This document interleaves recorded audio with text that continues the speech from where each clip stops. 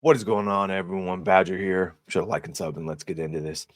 I've said it once, I'll say it again. If Assassin's Creed Shadows, if this decision to make Yasuke the main character, the protagonist, had happened 10, 15 years ago, no one would have complained. No one would have said anything. But it's not 10 or 15 years ago. It's now. And you've ruined all of the goodwill. And now all we have left is pattern recognition.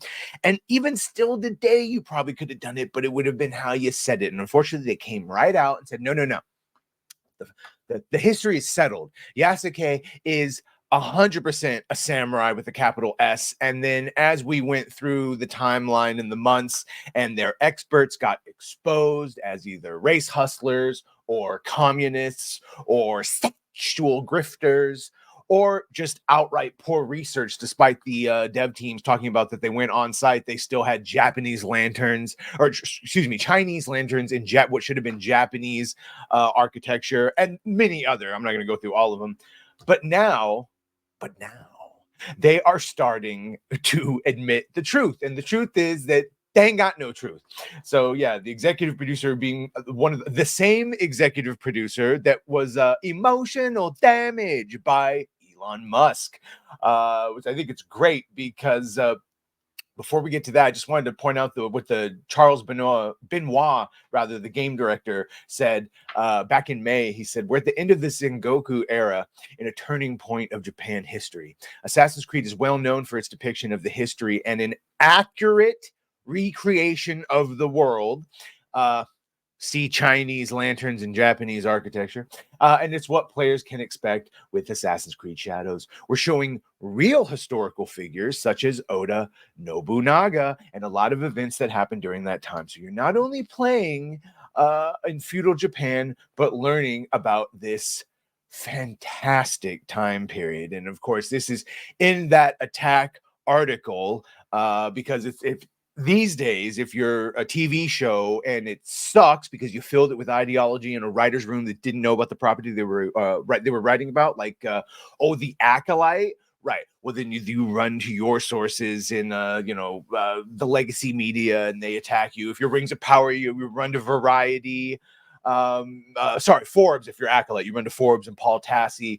And if you are Ubisoft and Assassin's Creed, you run to the New York Times. You get a hit piece written about us, the fans, and that completely skewers all of our actual arguments.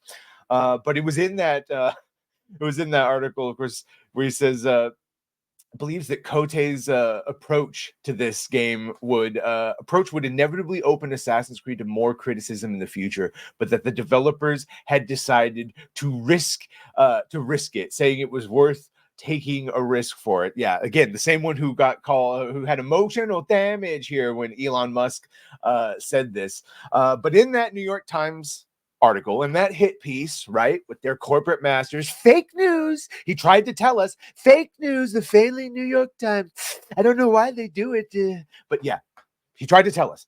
The Ubisoft uses a hit piece, of course, of fans and customers, but this is where they believe that. He said, "We want people to be passionate about history. What does that mean? Stay true to well-documented moments and historical figures, but not shying away from having a critical point of view and defying cliches to go beyond what is the accepted truth." Basically, they tried to have it both ways. They tried to say that, yeah, Yasuke is a historical figure, and he's definitely, even though I've become a light scholar now from reading all these things, of the many historical volumes that are there in their historical archives, only one of the 15 volumes that mentions Yasuke specifically, and it's in the loosest of men. Like, yeah, there was a guy, he's a black of skin, and Oda found him an oddity, and he had him perform feats of strength and blah, blah, blah, blah, blah.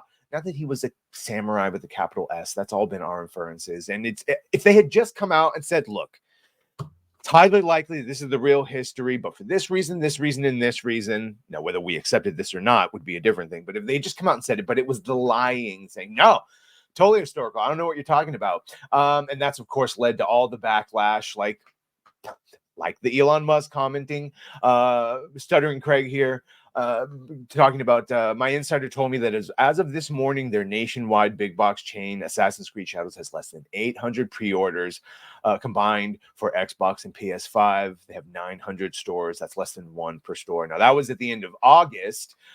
We could see here looking at the PlayStation store and their pre-orders, the most expensive one, just like with Star Wars Outlaws, $130, because that's basically just going to be the price of games from now on, with all the content that should have been in the base game that they pulled out to sell back to you for the higher price, because that's just what they do. And you can see the base, the actual, the regular $70 version right there, barely making the list. And yeah, if you've been watching the videos, you've been seeing any of the ones about Ubisoft's failing stock prices. Obviously, a lot of that's because of Star Wars Outlaws and some of the other ones, but I don't know. I see some of you saying that you play other Outlaws, you play other Ubisoft games, and you don't see a problem. You're going to play this one. It's just fine. Look, my brothers in Christ and gaming played all the Assassin's Creed. All right. I played all the Ghost Recons. The difference between Wildlands and Breakpoint is staggering.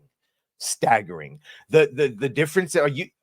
Assassin's Creed Odyssey is a very fine game, but it's not a good Assassin's Creed game. All right. The last good Assassin's Creed game, last great Assassin's Creed game, obviously, is Black Flag. But Unity was a very fine. Arno was a great character, has a great arc, blah, blah, blah, blah, blah.